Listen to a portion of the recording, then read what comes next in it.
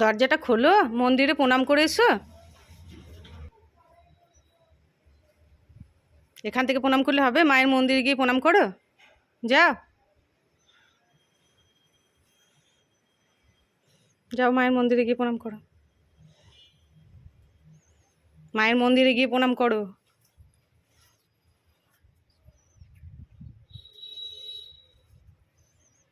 মায়ের সব মুন্ডু বসিয়ে দিয়েছে, দেখো কি সুন্দর, দেখেছ?